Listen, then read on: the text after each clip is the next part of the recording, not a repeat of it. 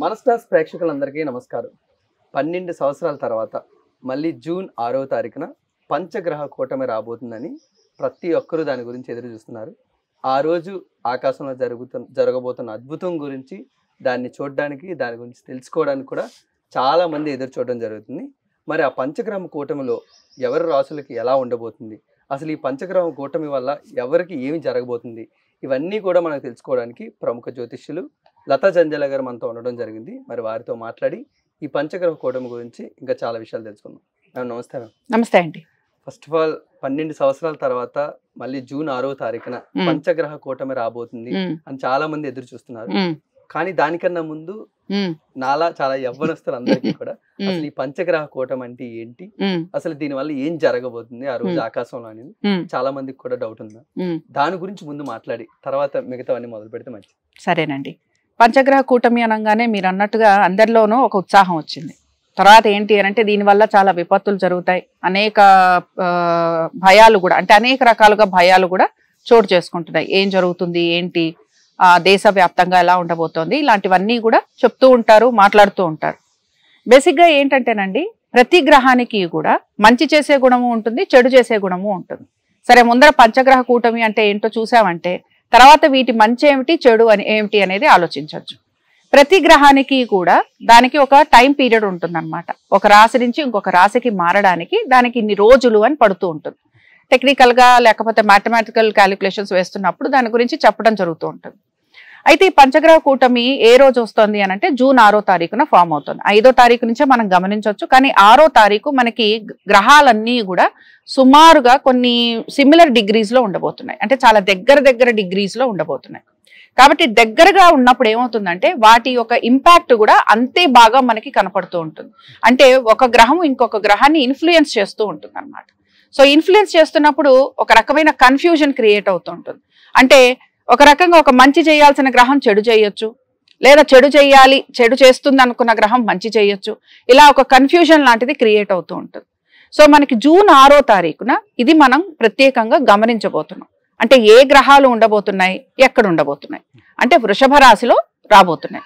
సరే, వృషభ రాశిలో చంద్రుడు, రవి, గురువు, శుక్రుడు, బుధుడు, ఈ 5 గ్రహాలు కూడా మనకున్నవి 9 గ్రహాలు మన ఆస్ట్రాలజీ ప్రకారంగా. కాబట్టి ఈ 9 గ్రహాలలో రాహుకేతువులు పక్కన పెట్టిన ఈ 5 గ్రహాలు కూడా ఒకే రాశిలోకి రాబోతున్నాయి. అది కూడా చాలా దగ్గర డిగ్రీస్గా ఉండబోతున్నాయి. అందుకని ఏమవుతుందంటే పంచగ్రహ కూటమి అనేటప్పటికీ 5 గ్రహాలు కలిసి ఒక రాశిలోకి రావడాన్ని కూటమి అని అంటాం. అండ్ పంచగ్రహ కూటమితో పాటునే షష్టగ్రహ కూటమి, అలాగే చతుర్గ్రహ కూటమి, ఇవన్నీ కూడా ఉంటూ ఉంటాయి. కానీ దాని గురించి ఎవరు అంత ఎక్కువగా భయపడరు, దాని గురించి ఎదురు చూడరు. దీనిలో ఉన్న వ్యత్యాసం ఏంటి మేడం? మెయిన్గా జాతక పరంగా గనక చూసుకుంటేనండి, ఇందాకే చెప్పాను, ప్రతి ఒక్క గ్రహానికి కూడా దానికి కొన్ని క్యారెక్టరిస్టిక్స్ ఉంటాయి. ఇప్పుడు నేనే ఉన్నాను, నాకు కొన్ని క్యారెక్టరిస్టిక్స్ ఉంటాయి. ఫలానా లత అంటే లత ఇలా ఉంటుంది, ఇలాగ భోజనం చేస్తుంది, లేక ఇలా ఉంటుంది, దేవతార్చన ఇలా చేస్తుంది, మాట్లాడుతుంది, ఇలా మనందరికి ఒక స్పెసిఫిక్ క్యారెక్టర్స్ ఉంటాయి. అలాగే గ్రహాలకు కూడా కొన్ని స్పెసిఫిక్ క్యారెక్టర్స్ ఉంటాయి. ఇప్పుడు ఇక్కడ ఏంటంటే స్పెసిఫిక్ క్యారెక్టర్స్తో పాటు మామూలుగా రెగ్యులర్గా అంటే 3 గ్రహాలు కలుస్తూ ఉంటాయి, 4 గ్రహాలు కలుస్తూ ఉంటాయి. కానీ పంచగ్రహాలు 5 గ్రహాలు కానీ 6 గ్రహాలు కానీ కలవటం అనేది చాలా రేర్గా జరుగుతూ ఉంటుంది. అందుకని ఏంటంటే దీనికి అంత ఇంపార్టెన్స్ ఇవ్వటం జరుగుతుంది. ఇది మనకి చూసుకున్నామంటే ప్రపంచవ్యాప్తంగా కూడా ఒక రకంగా ఎలాంటి మార్పులు రాబోతున్నాయి అని చెప్పి ఈ పంచగ్రహాలు అలాగే షష్టగ్రహ కూటమి మనకు చెప్తూ ఉంటాయి. చాలా మంది జాతకాలు గనక మనం చూస్తే, ఇప్పుడు అంతెందుకు మన ఇండియా ఒక జాతకం వేసుకున్నాం, ఇండిపెండెన్స్ వేసుకుంటే అందులో కూడా మనకి ఇన్ని గ్రహాలు ఉన్నాయన్నమాట. కాబట్టి ఏంటంటే కొన్ని గ్రహాలన్నీ కూడా ఒకే రాశిలో ఉండటం వలన మనమే చూసాం కదా, ఎకనామికల్గా మనకి చేంజెస్ వచ్చాయి, అలాగే పొలిటికల్గా మనకి చేంజెస్ ఉన్నాయి, వెనకబడిన దేశం మెల్లమెల్లగా పురోగతి వైపుగా వెళ్తోంది. సో ప్రతి ఒక్క గ్రహము దాని ఇంపాక్ట్, దాని కాంబినేషన్స్ని బట్టి అది ఎలా ఉండబోతోంది అనేది మనం చెప్తూ ఉంటాం.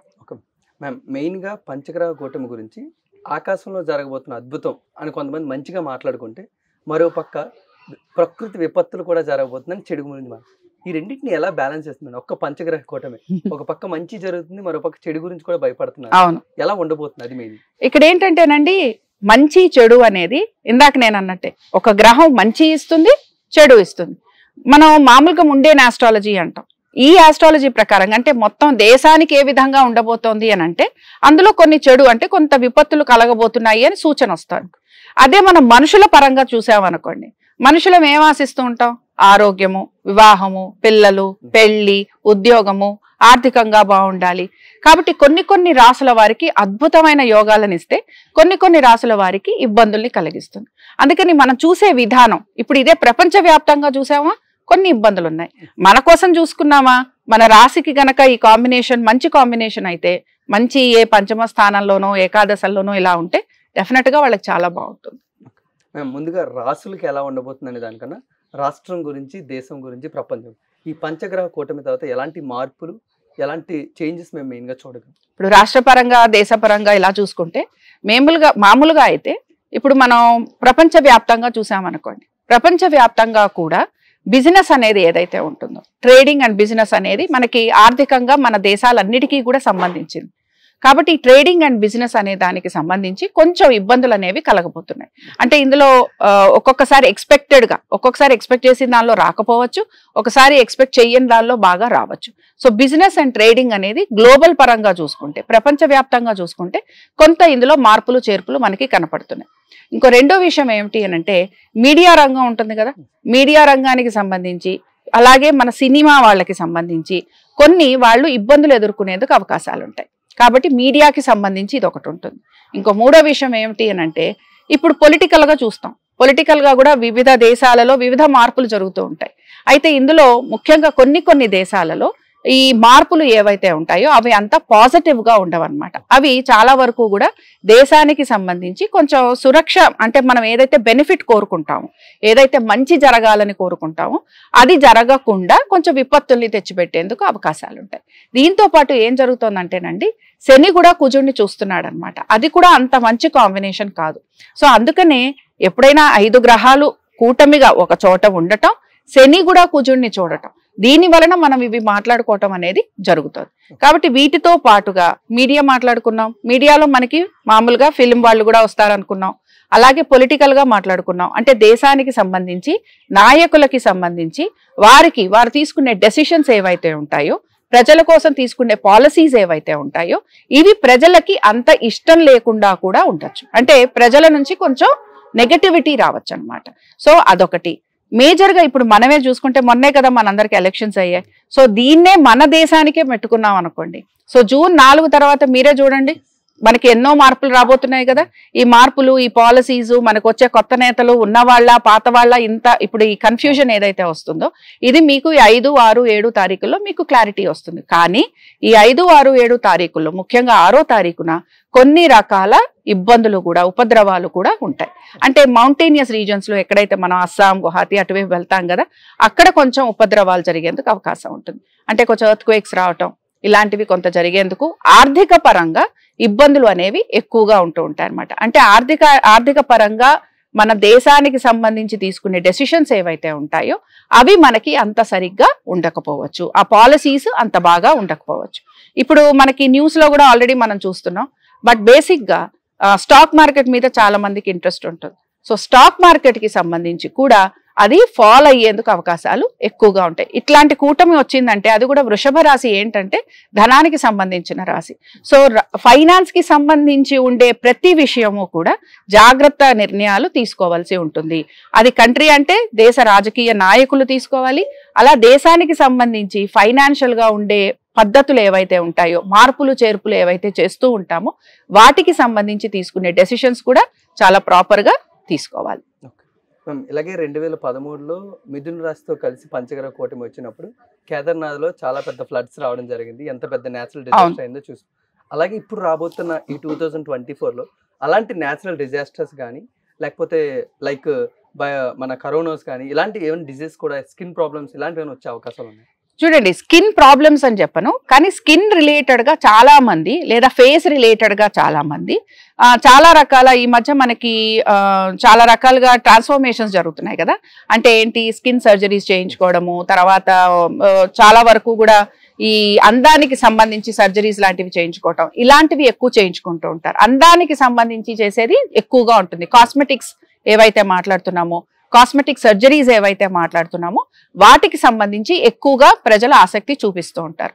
ఇప్పుడు మనం 2013 వెళ్ళాం. మనం గనక చూసుకున్నాం అంటే 2022లో కూడా ఇలాగే పంచగ్రహ కూటమి ఒకటి వచ్చింది. ఫిబ్రవరిలో వచ్చింది. అది కూడా మకర రాశిలో వచ్చింది. సో మకర రాశిలో వచ్చింది గనక అప్పుడు మనకి ఏమైందంటే ఒక రకంగా ఈ కరోనా ఇంపాక్ట్ అంతా కూడా మనము చూసామంటే 2020లో వచ్చినా కూడా మనం అందరం కోలుకోవడానికి అది చాలా టైం పట్టింది.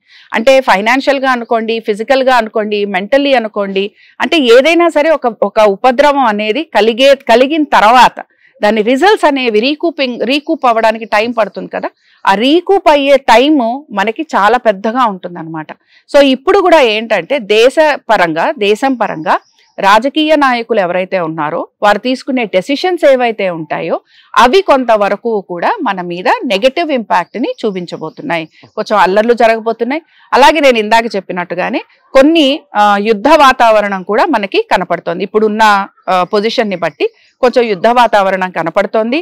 అలాగే మనకున్న దేశాలు, మన పక్కన నేబరింగ్ కంట్రీస్ ఏవైతే ఉన్నాయో వాళ్ళతోటి కూడా సామరస్యంగా డీల్ చేద్దాం అనుకున్న విషయాలు కూడా జరగకపోవచ్చు. కాబట్టి ఇవి కొంచెం ఇబ్బందికరంగా ఉంటాయన్నమాట. ముఖ్యంగా ఇందాక చెప్పినట్టు ఆర్థిక మాంద్యం అనేది కనపడుతోంది. అలాగే ఆర్మ్డ్ ఫోర్సెస్, ముఖ్యంగా మిలిటరీ ఉంటుంది కదండి, మిలిటరీ పరంగా చాలా చేంజెస్ అనేవి కనపడబోతున్నాయి. అంటే మన దేశాన్ని ఎలా రక్షించాలి, అలాగే కొత్త ఆర్మ్డ్ ఫోర్సెస్ ఎలాంటివి తెచ్చుకోవాలి, తర్వాత దీనికి సంబంధించి చాలా మార్పులు చేర్పులు జరిగేందుకు అవకాశాలు ఉంటాయి.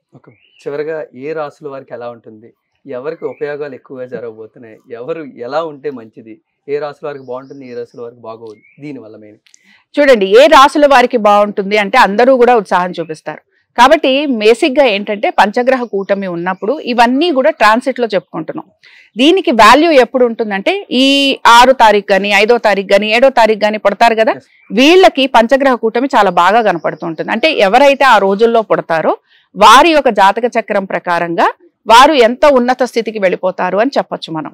అయితే ఇదేంటి అంటే ఇది ట్రాన్సిట్ పీరియడే. ఇప్పుడు ఈ 3 రోజుల్లో మనం ఏమన్నా చేంజెస్ చేద్దాం అనుకుందాం. ఒక చిన్న ఎగ్జాంపుల్, ఎవరో ఒక నేతకి మంచిగా ఒక లీడర్ ఉన్నారు, వారికి మంచిగా ఆయన విన్ అయ్యారు అనుకుందాం. ఈ పీరియడ్ లో వారి జాతకంలో కంపల్సరీగా ఈ 5 గ్రహాల ప్రభావం కూడా కనపడుతూ ఉంటుంది. అంటే ఇది ఎగ్జాంపుల్ గా చెప్తున్నాను. కాబట్టి ఏంటంటే ఈ మొత్తం 12 రాసుల్లో కూడా కొన్ని రాసులకి చాలా బెనిఫిషియల్ గా ఉంటుంది, కొన్ని రాసులకి ఏంటంటే మీడియం రిజల్ట్స్ ఉంటాయి, కొన్ని రాసులు మాత్రం కొంచెం సఫర్ అవుతూ ఉంటారు.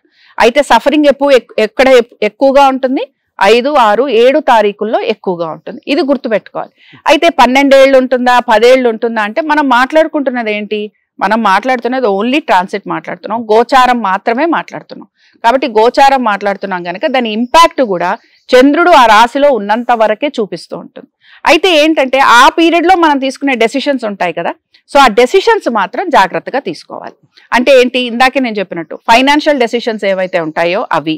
రెండోది ఏంటి, ఎనీ సర్జరీస్, ముఖ్యంగా ఫేస్ కి సంబంధించి తీసుకునే సర్జరీస్ ఉంటాయి కదా అవి.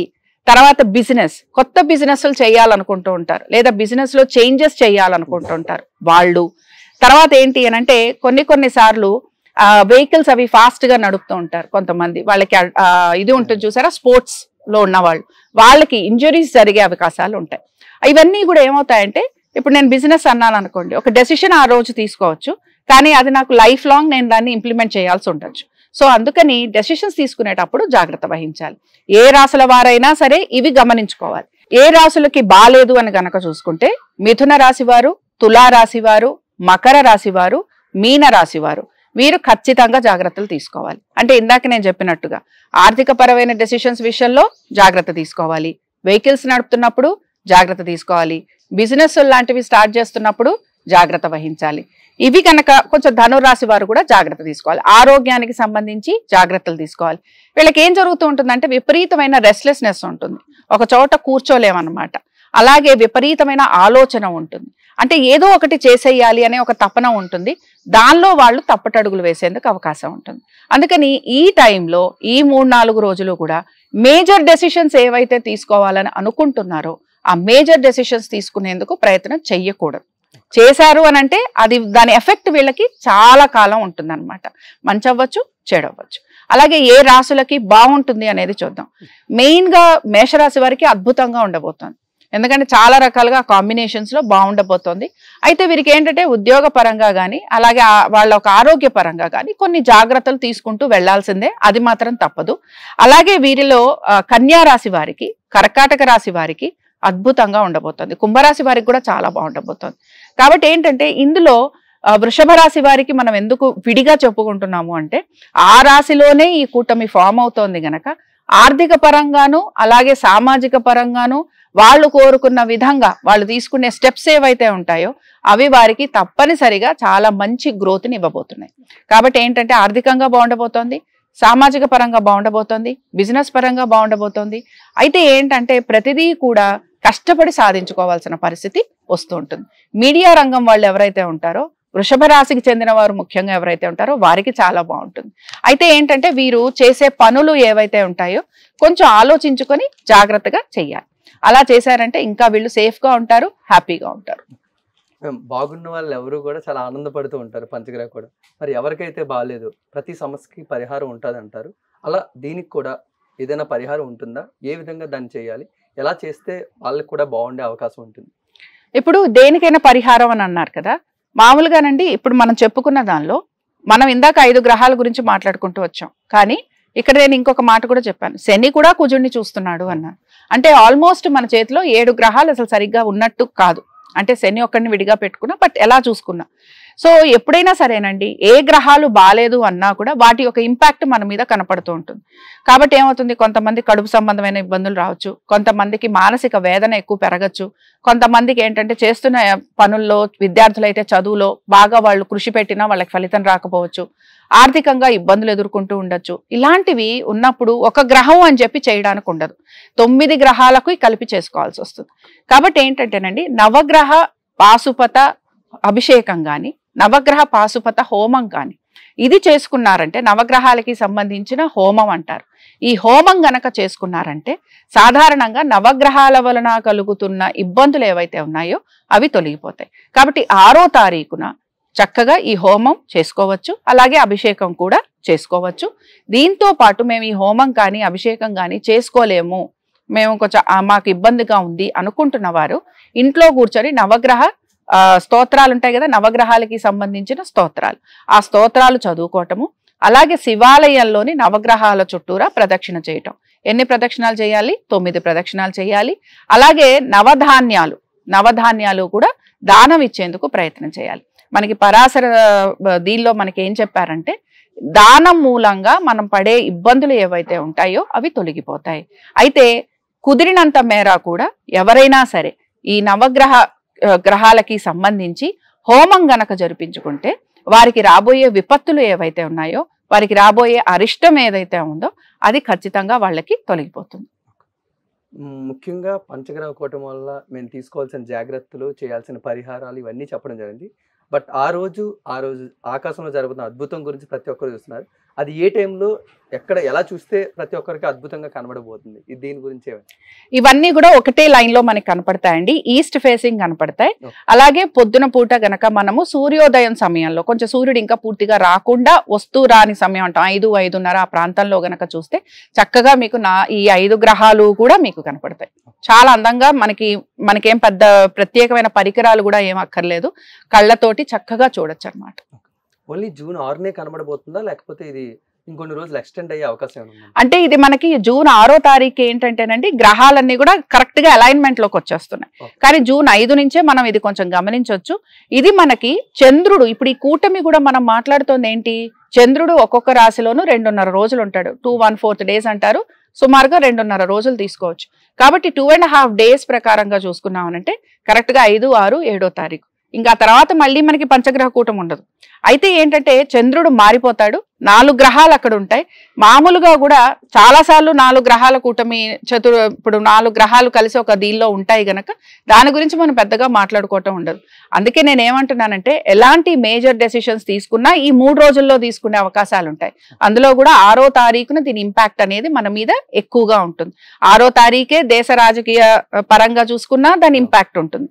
డెసిషన్ మేకింగ్ కి ఆ రోజు ఇంపాక్ట్ ఎక్కువ ఉంటుంది గనక ఆ రోజు మీద మనం ఎక్కువగా ఫోకస్ చేస్తాం. మేడం, అంటే ఎలాంటి పరిహారాలు చేయాలో చెప్పడం జరిగింది. కొంతమందికి మీరు అన్నట్టే వాళ్ళు చేసుకోలేని పరిస్థితి కూడా రావచ్చు. అలాంటి వాళ్ళకి ఏదైనా ప్రొసీజర్ కానీ లేకపోతే మీ నుంచి ఏదైనా అందే అవకాశం ఉందా? ఇప్పుడు మనం అందరికీ కూడా అంటే వారి క్షేమం కొరకు మనం ఏం చేసామంటేనండి, ఈ నవగ్రహ పాశుపతానికి సంబంధించి అంటే నవగ్రహాలకి సంబంధించి హోమం నిర్వహించడం జరుగుతోంది. ఇది మనం 6వ తారీఖునే నిర్వహిస్తున్నాం. కాబట్టి ఇంట్రెస్ట్ ఉన్నవారు వారి నా పేరు, గోత్రము, వారి యొక్క నక్షత్రంతో రిజిస్టర్ చేసుకోవచ్చు. అలాగే మనము ఒక 1116 పెట్టడం జరిగింది. వారు పేమెంట్ చేసిన తర్వాత వారు ఆ రోజు జరిగే కార్యక్రమాన్ని వచ్చి వీక్షించవచ్చు. అలాగే అక్కడే కూర్చొని వారు ఆ కార్యక్రమాన్ని అంతా చూసి చక్కగా వారికి ఉండే దోషాలను కూడా తొలగించుకోవచ్చు. Thank you so much ma'am. మీ విలువైన సమయాన్ని మాకు అందించి ప్రేక్షకుల మనసులో ఉన్న ఎన్నో ప్రశ్నలకు సమాధానాలు అందించడం జరిగింది. వాళ్ళ సమస్యలకు పరిహారాలు చెప్పడం జరిగింది. ఎలాంటి జాగ్రత్తలు తీసుకుంటే ఆ రోజు మేము చాలా జాగ్రత్తగా ఉండదు. సో మీ విలువైన సమయాన్ని మాకు ఇచ్చినందుకు థ్యాంక్ యూ సో మచ్. నమస్తే. Thank you.